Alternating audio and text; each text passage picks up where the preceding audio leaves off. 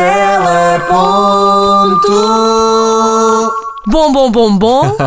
Oitavo episódio do Teleponto. Cá vamos nós outra vez. Quinta-feira, novo episódio, novo ano. Desta vez é um episódio com o título. Queres tu dizer ou digo eu? Bem, tenho que dizer eu porque tu estás contra este tema, Claro. não é? O tema é serviço público. Portanto, o programa mais secador desta temporada Não vai do ser, Teleponto. não vai ser, Cris, confia em mim. Olha, estou a confiar, estou a depositar toda a minha fé nas tuas mãos. Tens até daqui a 30 minutos, acho eu, para me fazeres mudar de opinião, Não, ok? Está a nem contar. vou estender mais que isso, porque senão vais começar a dizer que eu sou um chato e que este tema é terrível e que ninguém quer saber disto. Eu acho extremamente importante nós falarmos de serviço público. Não é importante, só não é interessante. Sim, para a generalidade. Sim. Bom, vamos mas tentar com que seja, pelo menos. Ok. Eu vou fazer aqui esse compromisso contigo. Está bem, Ok. está combinado. Nós de vez em quando temos assim estes. Sim, nós precisamos puxas falar coisas mais Sim, é sérias. verdade. Eu não sou tão fã, assumo, mas reconheço que é importante. Vamos lá. Sim. Então, e diz-me uma coisa: apesar de tu achares que este tema é secante, Sim. antes de nós lá chegarmos. Sim. Ok, vamos começar aqui tranquilamente a falar. Sim, E só depois é que lá vamos. Vamos levar-te com jeitinho, sim. Olha, antes de irmos ao dito cujo serviço público, Sim. pergunto-te como é que estás ao nível de resoluções do novo ano. Olha, eu sei que no episódio anterior te disse que para esta altura eu já as tinha adiado e que lá para março já as tinha deitado completamente fora. Ok. Neste momento eu estou mega focado em ter o corpo do Pedro Teixeira. Ai, até eu. Pois, mas Até eu. eu não vou descansar enquanto eu não olhar ao espelho e da cabeça para baixo parecer o Pedro Teixeira. Não me importa nada se acordar e todos os dias vir o corpo do Pedro Teixeira lá em casa, não está é? bem? Ok. Sim. Cabido. Por favor, Sim, no cabido. Por favor, motiva-me. Pedro, motiva-me a mim também, por favor. Olha, e estás entusiasmado para o concerto da Madonna? Entusiasmado é até pouco. Eufórico? Eu estou histérico. Ok. Eu estou histérico assim. Nesse dia vou ter que pôr balões lá em casa, só para tu entrar já. Completamente. Olha, faltam 15 dias. E eu deveria saber as horas. Eu vou chegar a esse nível, aviso-te já, de começar a fazer contagem decrescente de horas e de minutos até a ver. Meu Deus, vai ser uma segunda passagem de ano. Completamente. Esta vai ser a segunda vez que eu vou ver a Madonna. Ok. A primeira foi em Coimbra, há não sei quantos anos atrás, eu acho que 6, 7 anos atrás. Eu sou um grande fã da Madonna. Quem não é boa pessoa. Por isso estou completamente histérico, sim. Mas Ok. obrigado, porque eu no episódio anterior esqueci-me de fazer aqui este ponto de situação sobre esta espera para ver a rainha. Bom, eu vou ter Ainda que bem. vou-te aturar aqui na contagem decrescente e 3 meses depois do concerto, quer dizer, Ui, com meu esta vais-te Deus. calar. Sim.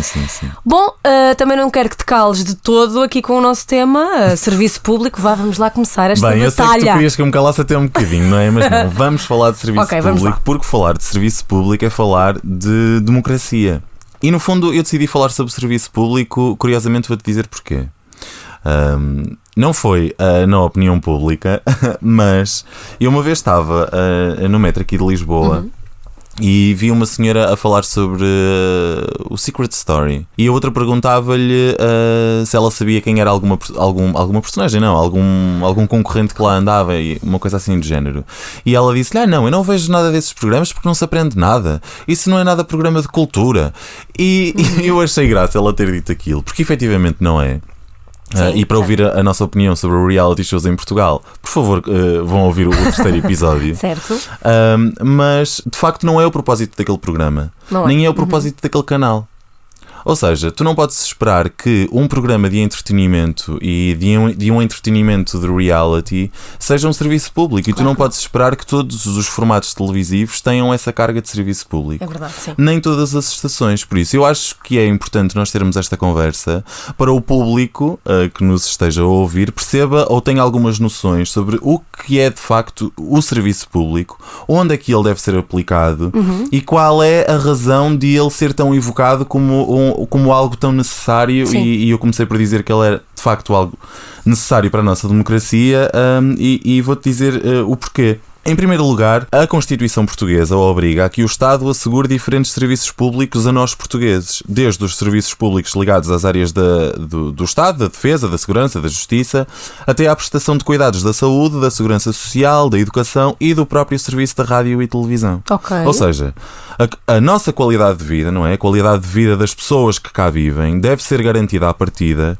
através de certos serviços básicos como a energia, os transportes, as telecomunicações, seja a cargo dos próprios poderes públicos, seja por empresas privadas que se obrigam a fornecê-los. Ok. E no fundo, porquê é que é um serviço público? Porque o faz promovendo a produção cultural portuguesa e, por último, porque é o serviço público da nossa televisão, sendo ele uma condição da nossa própria democracia, por isso é que eu estava a dizer isso há pouco. Olha, aquilo que tu me disseste foi esclarecedor na medida em que eu não sabia tanto aqui do conceito, da definição. Atenção que também não sou nenhum expert. Sim, não claro, é? mas fizeste uma boa pesquisa em relação a isso. E esclareceste. Mas, concretamente, e a nível legislativo, o que é que a televisão tem como obrigatoriedade para connosco, telespectadores? O Serviço Público de Televisão está salvaguardado dentro da lei da televisão e ele deve responder à partida a dois princípios. O primeiro é que a estrutura e o funcionamento do operador de serviço público de televisão deve salvaguardar a sua independência perante o governo, perante a administração pública e os demais poderes públicos, bem como assegurar a possibilidade de expressão e confronto das diversas correntes de opinião. E o segundo princípio é que o Serviço Público de Televisão garanta a observância dos princípios da universalidade e da coesão nacional, da diversificação, da qualidade e da indivisibilidade da programação, do pluralismo e do rigor, isenção e independência da informação, bem como o princípio da inovação. Isto aqui é uma série de palavras bastante caras, muito bem muito bem escritas. Mas no fundo é que estes dois princípios regem aquilo que deve ser uma televisão, não uma televisão do Estado, que são coisas diferentes, mas sim a televisão pública. Okay. Ou seja, que ela consiga ser diversificada, que tenha qualidade, que tenha diferentes opções de programação para todos os cidadãos e para todas as minorias, e isto é importante referir, que seja plural, que tenha rigor, que seja isenta, e no fundo que tenha este princípio de inovação, de acrescentar algo, de informar o público, de o entreter, mas de uma forma leve. Também, não apenas leve no sentido de chegar a todos os públicos. Há pouco falavas disso, não é? Sim, mas, sim, principalmente isso. Tu sabes que neste momento o modelo português atual é o de concessão do serviço público de rádio e de televisão a uma empresa pública que é a RTP. Sim. Ou seja, existe aqui um contrato entre a RTP e o Estado onde são definidas as obrigações da RTP, nomeadamente o tipo de conteúdos e antenas que deve ter e as obrigações do Estado, em especial o valor que este deve transferir para compensar a empresa da prestação de um serviço que se entende não ser rentável. Okay. No fundo, aquilo que depois o Governo acaba por fazer é atribuir indemnizações compensatórias. As pessoas ouvem falar no jornal destas indemnizações compensatórias. No fundo é isso, é uma empresa prestar um serviço que no fundo não é rentável e o Estado depois indemnizá-la por isso. Indemnizá-la por isso, exatamente. Okay. E isto mais os valores da contribuição audiovisual cobrados nas nossas faturas de eletricidade. Quando recebemos a fatura tem lá um valor da contribuição audiovisual, é precisamente para pagar a televisão. Sim, o serviço. Não é? Exatamente, o serviço audiovisual português. Sim. Exatamente. E agora as pessoas dizem, certo, mas de que forma é que isto tudo é distribuído? Não é? De que forma é? Então onde é que está esse serviço público? Estou a ser chato. Não estás a ser chato, estás a esclarecer-me a mim, por exemplo, enquanto... Não, eu acho importante porque normalmente as pessoas falam do serviço público da RTP, mas no fundo este não serviço sabem concretamente público, aquilo que é suposto. Sim, é um serviço público, não é de uma televisão, é um serviço público de comunicação até, porque neste momento, além dos canais em sinal aberto, ou seja, da RTP1 e da RTP2, o grupo RTP abarca 2 canais cabo, a RTP3 e a RTP Memória, mais a RTP Internacional, mais a RTP África, os canais regionais dos Açores e da Madeira. Sim. Na rádio a segmentação repete-se depois com um canal generalista que é a Antena 1, o Cultural que é a Antena 2 e a Antena 3 dedicada a um público mais jovem. Alternativo também. E acrescem aí ainda os serviços online como a RTP Play e até as web rádios e etc. Sim. Nós aqui no Teleponto vamos nos focar na televisão, mas por acaso mais à frente eu quero-te falar também da RTP Play, porque eu sei que tu és uma grande fã desse serviço. Sim. E eu acho muito importante, tendo em conta que a maioria das pessoas que nos ouvem têm entre 18 e 34 e eu acho que através desse exemplo nós vamos conseguir provar, e eu vou-te conseguir provar a ti, o porquê da importância deste serviço público e destas coisas todas chatas, destas leis e que tu estiveste a dizer, no que fundo. Eu estive para aqui a dizer, sim. Mas sim. Portanto, temos até aqui todo um cenário RTP e eu pergunto-te onde é que fica a TVI e a SIC no meio disto tudo? Olha, então é assim. Quando uma televisão privada recebe uma licença de emissão, uma televisão não nasce assim do dia para o outro, não é? Estas televisões privadas têm que pedir licenças de emissão. Sim. Quando elas querem ganhar um espaço neste éter que é um bem público, eles recebem um caderno de encargos que lhe é colocado pelo governo no momento da concessão e que eles acabam por responder através da informação, que é um serviço público. Sim. Por causa das novelas, porque fomentam a indústria cultural, porque dão trabalho aos argumentistas, aos atores. Eu fazia ideia que seria considerado serviço público. São considerados bens culturais. Eles dão a volta desta forma. Uau. Eles têm todos estes propósitos que à partida têm que corresponder, mas não têm esta obrigação pública, precisamente porque não lhes foi dado a concessão de serviço público a essa estação. Ou seja, essa concessão foi dada à RTP e não à SIC e à TVI, apesar de eles terem este guião de que deveriam, ou se possível, deveriam preencher. Isto tudo, ou seja, esta conversa toda e esta minha quase obrigação de trazer este tema aqui para cima da mesa e obrigar-te a passar aqui estes últimos 10 minutos de seca, é no fundo para nós debatermos isto, ou seja, tendo em conta tudo aquilo que eu disse e que é dirigido a todos, para que nós pensemos então sobre aquilo que eu acabei de dizer, se de facto a RTP cumpre todos estes requisitos, se a RTP é ou não um serviço de referência. E eu aqui então abro aqui se calhar um bocadinho mais o espaço para comentar isto contigo. Tu achas que a RTP é um serviço de referência em Portugal? Porque deveria sê-lo. Enquanto telespectadora, eu acho que daqueles requisitos todos que tu disseste, eu acho muito sinceramente que a RTP tem e faz um checklist a todos. Eu acho que a RTP te oferece uma programação diversificada, alguma que choca, sim, com os mesmos parâmetros que uma televisão privada, como são os programas da manhã e como são os programas da tarde, que na RTP tu vês de igual forma. Todo esse conteúdo que é passado nos outros canais é muito enamorado, mas um traço quase como personalidade da RTP é que efetivamente tu vês no dia a dia quase que programas que vivem muito disto, não é? Do que é que se passa nas pequenas terras em Portugal, a nível cultural, a nível gastronómico, a nível de cantares e tradições musicais, digamos assim. Por um outro lado, eu acho que a RTP responde muito às tradições e ao que é português, não é? Sim. E ao que é cultural e traço cultural português, mas também trabalha muito bem a inovação. E há pouco tu falavas da RTP Play, e é verdade, eu sou fã da RTP Play, tu também és, muitas pessoas da nossa geração são, e acho que é espetacular aquilo que a RTP faz na RTP Play, porque para além de ser também através desta plataforma que nos oferece ainda mais possibilidade de programação, de produção muito pequenina, mas que estão ali, quase como laboratório, não é? Aliás, algumas delas surgem um bocadinho em laboratório. Sim. Há pessoas neste país com poder de decisão no governo que têm esta preocupação de que estejamos alinhados com aquilo que se faz lá fora. Existe um serviço de streaming feito pela RTP de serviço público que nada mais é que senão um Netflix português. Sim, e vou-te dizer, está muito bem feito. Está ótimo. Só não ameaça porque não tem a mesma quantidade de opção, mas dentro da opção que tem coisas extraordinárias. Tem mesmo. Tem coisas extraordinárias. Muito bom. Por isso, o serviço público é muito importante, quanto mais não seja, pelo RTP Play, eu acho que pelo menos com este argumento as gerações mais novas talvez consigam entender a preocupação e a razão de ter feito aqui um punho de ferro para que falemos disto. Serviço público é liberdade, é escolha, é atenção às minorias, é falarmos de temas em cima da mesa, é abrirmos a nossa cabeça, é participativa e... democrático. E democrática, muito exatamente. Bem. Olha, Mário, tu já me convenceste em relação aqui à importância deste programa, ok? Não foi preciso esperares até ao final do programa, eu já estou do teu lado. Este tema é muito importante, sem dúvida alguma. Tu elucidaste-me aqui em relação a algumas coisas que eu não estava tão por dentro e a partir daqui vou querer estar, porque de facto é super importante. Tu trabalhaste muito bem esta lição.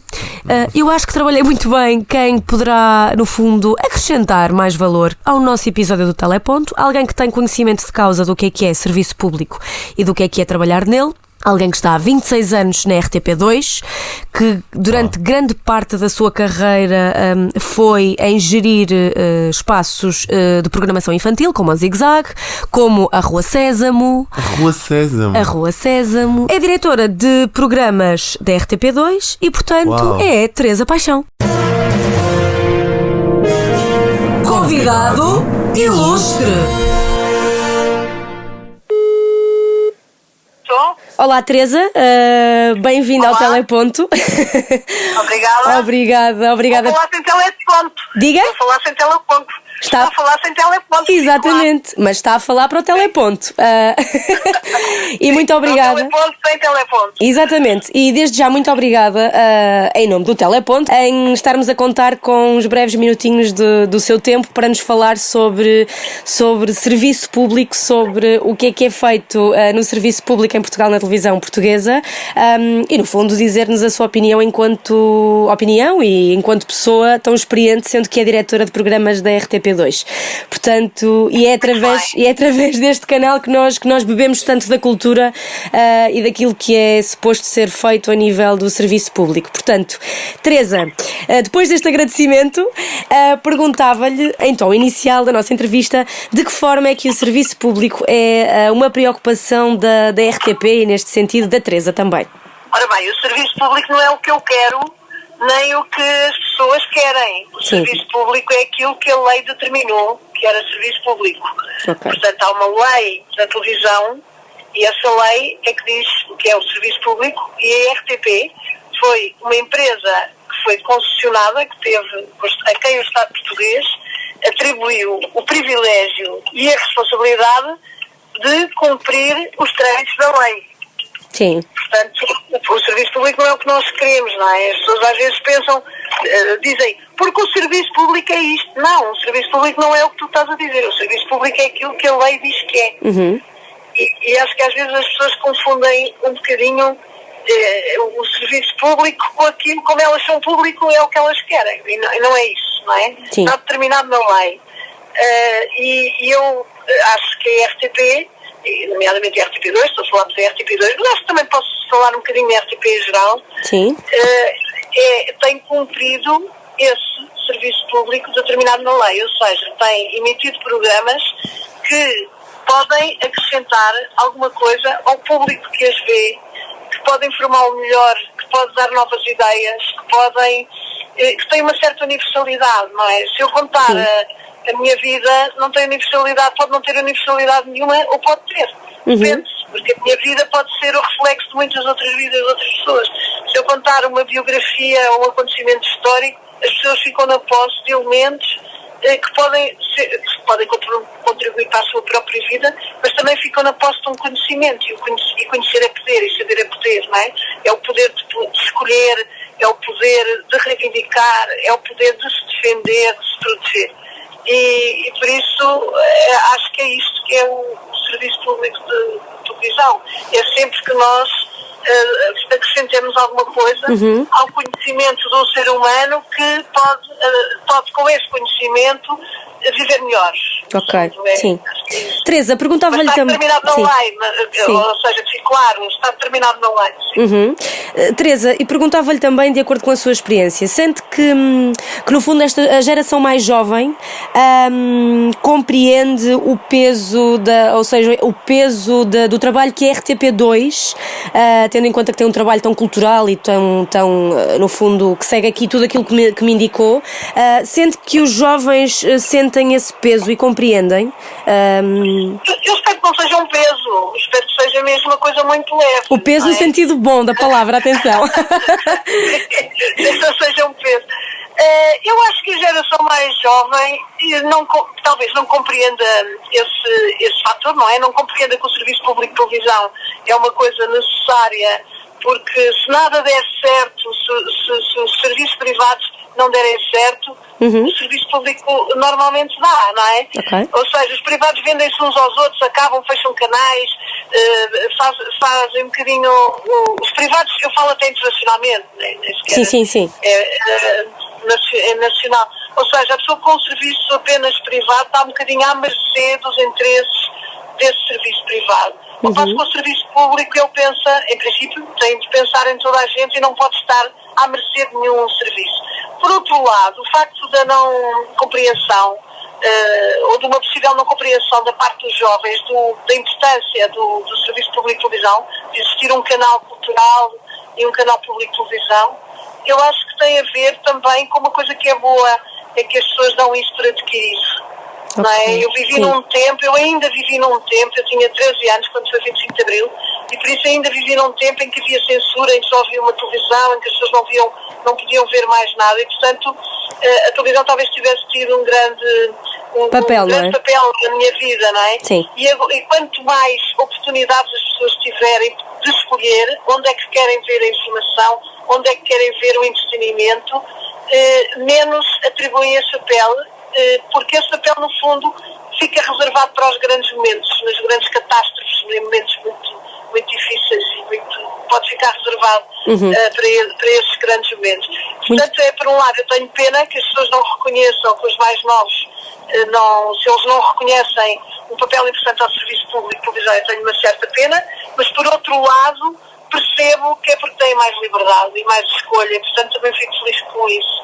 Muito bem. Perguntava-lhe também, Teresa, enquanto diretora de programas da RTP2 e, portanto, enquanto decisora do que é programar conteúdos numa televisão, quais é que são os principais desafios, portanto, em programar conteúdos numa televisão que, no fundo, é operadora do serviço público da rádio e da televisão portuguesa? Os desafios são para além disso, não é? O desafio que eu sinto maior é perceber o futuro. É um bocadinho, é antecipar, não é? Antecipar. Eu vou-lhe dar um exemplo engraçado, que eu acho que é um exemplo engraçado. Por exemplo, se me apresentarem agora um programa, um documentário sobre um jovem escritor, um muito jovem escritor, imagine que uma pessoa muito nova escreve um livro. Eu não sei se essa pessoa vai continuar a escrever livros ou não é? Sim. Ela de repente pode dizer, não escrevo mais, e não quero mais isto na minha vida, não. E portanto, se eu for comprar aquele documentário, fica um documentário único, mas pouco significativo do momento que se vive. Mas não tenho a certeza que essa pessoa também não vai ganhar o Prémio Nobel. Não é? E se ela daqui a não sei quantos anos ganhar o Prémio Nobel, que bom que é eu ter um documentário dela quando ela era muito jovem. Sim. E isso é essa antecipação que é o grande desafio, porque fazer um canal cultural é uma coisa muito, pode ser uma coisa muito frustrante se as pessoas não ouvirem, mas é relativamente fácil, porque a cultura é o passado. Sim. E portanto nós sabemos quais foram os momentos, os acontecimentos e os protagonistas que foram importantes. Nós sabemos que o Kafka foi muito importante, sabemos que Shakespeare foi muito importante, mas não sabemos quem é que vai ser importante amanhã. Não é? E é essa capacidade de antecipar e de o futuro que é o grande desafio e que para mim é o mais desafiante e o mais estimulante e o mais difícil também, não é? Entre as pessoas que fazem arte, que fazem cultura, que vão determinar, que fazem agora, quem é que no fundo vai determinar o futuro, quem é que se vai manter, quem é que vai evoluir, quais são os acontecimentos que vão ser determinantes. E o que é que vem a seguir, não é? É o mais estimulante.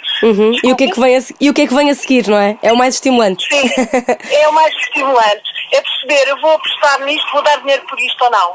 Sim, ok. Não é? Vou dar dinheiro por isto ou não, foi feito agora e que tem um futuro ou não. Porque aquilo que é sobre o que já passou, já está praticamente identificado o que é importante. Sim.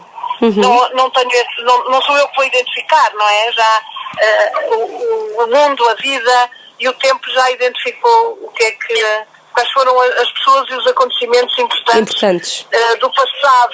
E, portanto, isso é relativamente fácil. É uma questão de bom gosto, estar atento às efemérides, por exemplo, escolher coisas bem feitas, bonitas.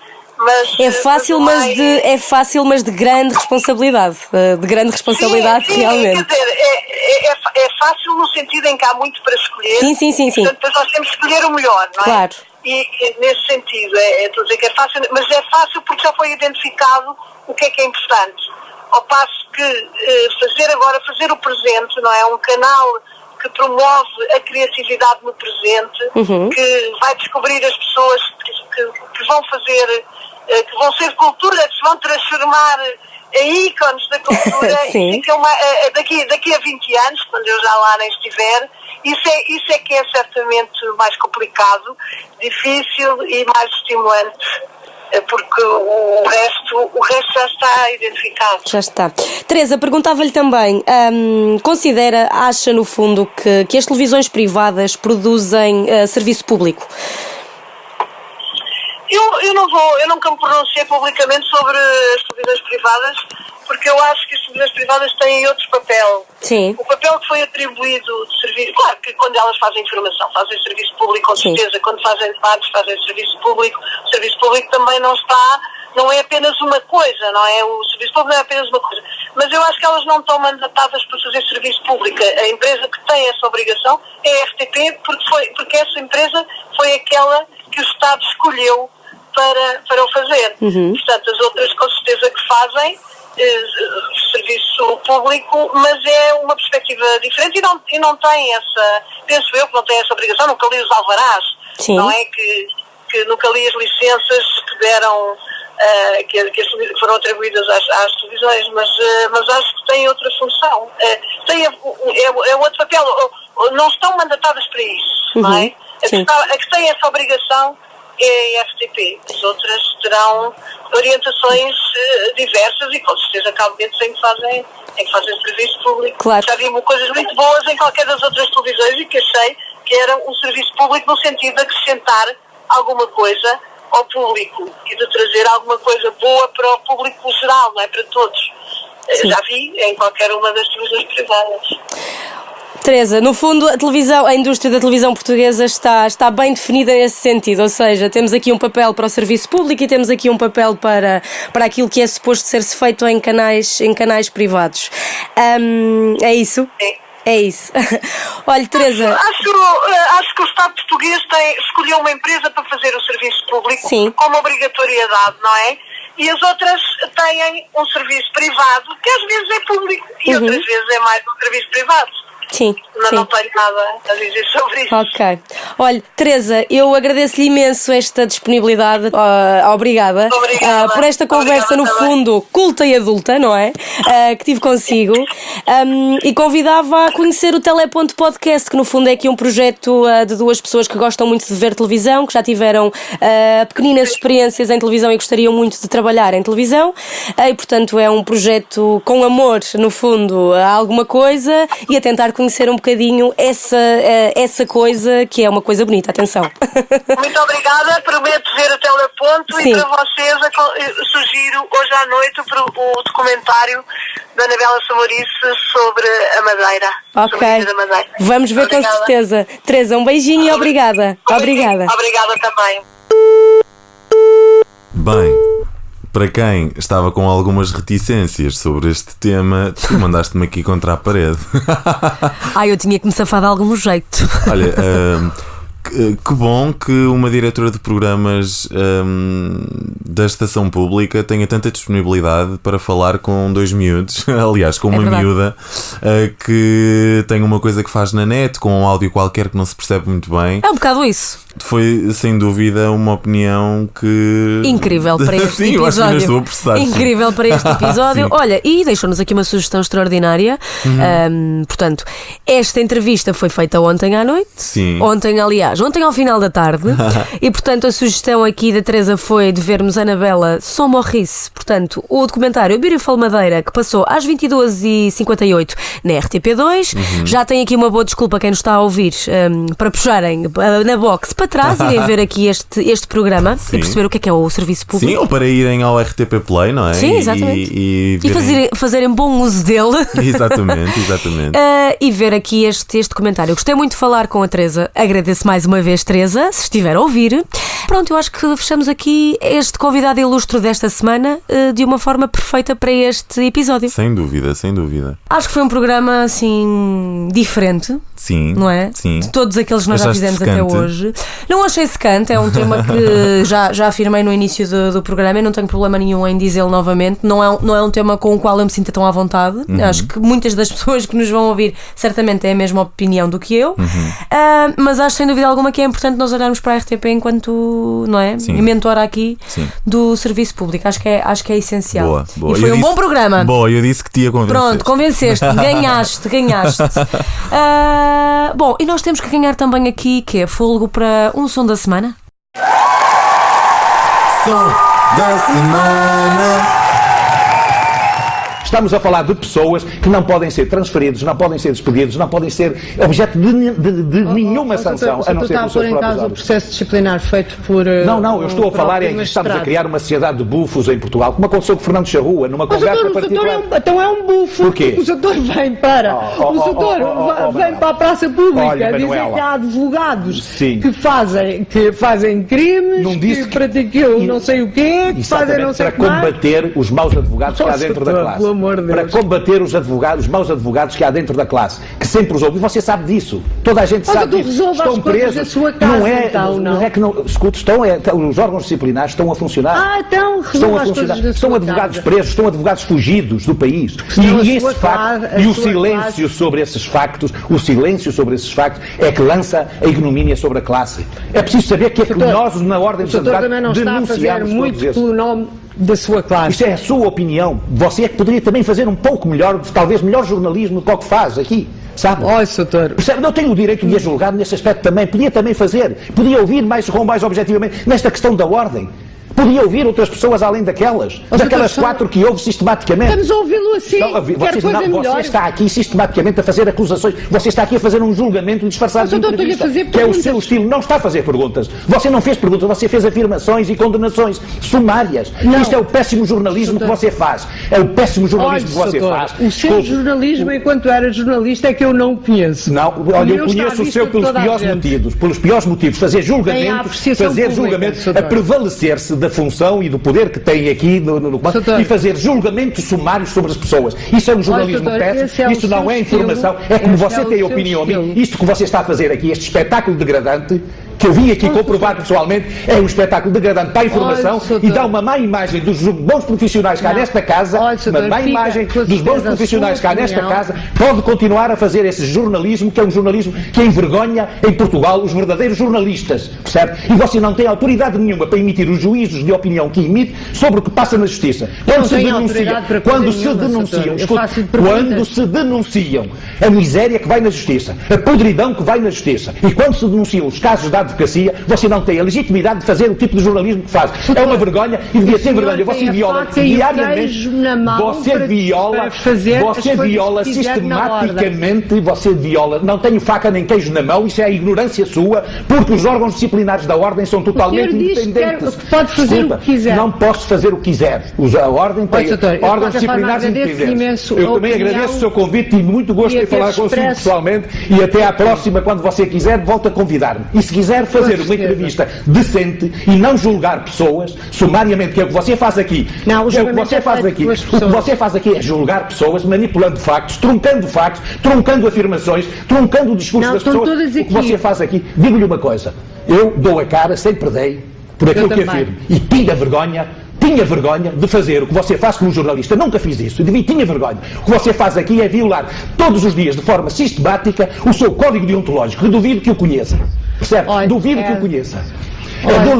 Violar sistematicamente o código deontológico do jornalista. E você devia ter vergonha, e quem apoia aqui devia ter vergonha, porque esta estação merecia uma jornalista com mais respeito pelas regras deontológicas do jornalismo. É só isto que eu lhe digo. É o seu julgamento, tal como você fez o seu, sobre mim. Que não me incomoda. A mim também não. Tal como você fez o seu julgamento sobre mim. Muito obrigado, Manuela Moura Guedes, tive muito gosto de estar aqui consigo. E até à próxima. E vai continuar a ouvir. Os 4 ou 5. Vai continuar a ouvir. Os 4 ou 5. Presidentes dos Conselhos Distritais. São 4 ou 5. Vai continuar a ouvi-los. Muito obrigado. Democraticamente. Eu também fui eleito democraticamente. Eu sei. Isto foi aqui um episódio um bocadinho chato, quer dizer, levamos aqui quase com 4 minutos. Adorar. Opa, sim! Ou melhor, diz-me. Nem é tanto pelo escândalo, nem por estas situações pontuais que nós temos na televisão de faca e alguidar. Porque quando nós vemos pessoas irritadas neste nível, eu amo porque estou a ver duas pessoas na reação máxima das suas emoções. Enquanto esta isso é válido! Não, e eu vou lá, e também aproxima, quer dizer, quem está a fazer televisão e quem está ali ali num programa dos telespectadores. Olha, eu acho que os dois tinham razão. Eu também acho, cada um à sua maneira, sem acho dúvida que os dois alguma. tinham razão. Todos nós sabemos que o código de ética e de deontologia da Manela nem sempre era cumprido. Por outro lugar, ela era a única jornalista Rottweiler que este país já teve. É verdade, e era necessário punha a brasa em cima de quem tinha que pôr. Sem dúvida. E nisso também tem mérito. Provas foram dadas que meteu o José Sócrates à vista de toda a gente quando ninguém estava a olhar para ele. Ela levantou o véu, sem dúvida alguma. Ela tem mérito. Sem dúvida. Nem sempre teve, pronto, fez o papel enquanto jornalista da melhor forma possível, mas de facto levantou aqui poeira para abrir todo um precedente. Sem dúvida. Agora é assim, eu convido. Vais ver o vídeo, vais ao YouTube e vais ver os comentários lindos que estão por baixo daquele vídeo, ok? Acho que é juntar o útil ao agradável. Eu adorei este som da semana, adorei. Também gostei muito, são 4 minutos quase. Mas é ótimo, mas é ótimo. Mas eu tento ouvir segundo a segundo. E pronto, temos mais alguma coisa a dizer. Portanto, eu falei aqui do. Já passou. Falei aqui do Teleponto no YouTube. Aproveitei para falar do Teleponto em todas as redes sociais e em todas as plataformas de streaming onde estamos, não é? Diz-me lá, Apple Podcast, Spotify, Castbox, SoundCloud. Nós vamos a todas. Vão lá ver na lista, exato, por favor. Nós vamos a todas. Portanto, partilhem connosco a vossa opinião. Sim, o que é que acharam partilhem. deste... Nós esta semana tivemos um senhor já reformado, acima dos seus 70 anos, que ouviu o nosso podcast no Spotify. Isso é lindo. E que veio nos dar aqui um grande puxão de orelhas. Sim. E com toda a razão, porque nós no episódio anterior não referimos uma série de apresentadores de televisão. Sim. Que deveriam ter sido mencionados. Isto verdade. Acontece. Nós temos aqui uma discussão interna sobre a duração dos nossos episódios. Sim. Naturalmente que há uns temas mais extensos, como por exemplo os grandes apresentadores de televisão e outros como os reality shows e as telenovelas, em que não é possível falarmos de todas as memórias de todas as pessoas. Mas caramba, se um septuagenário consegue ouvir um episódio de Teleponto e ir ao Facebook a expressar a sua opinião. Eu fiquei incrédula. Pessoal com menos idade, por favor, venham de lá esses feedbacks, porque nós queremos ouvir. Sem dúvida, fiquei incrédula por este senhor primeiro por ouvir o Teleponto, não é? Segundo, por se dar ao trabalho de vir às nossas redes sociais e quer dizer, e mandar-nos ali uma desancada. Eu pensei, nossa, merecidíssima. Não, mas também fizeste aqui um apontamento importante que quem nos ouve também tem que perceber que nós temos este cuidado em equilibrar aqui o conteúdo com o tempo. Temos que fazer uma votação online para perceber se de facto estamos a prolongarmos demasiado ou se há espaço para abrirmos um bocadinho mais o tempo. Fica aqui uma ideia. Fica aqui uma ideia, portanto, até para a semana. Podemos voltar a falar nela na próxima semana. Olha, sabes que faltam uma semana e uns dias para eu ver a Madonna, não sei se já te disse. Já estava aqui a fazer contas de cabeça. Pois ok, tá bom. Portanto, então eu vou indo então, está bem? Está bem, vai indo.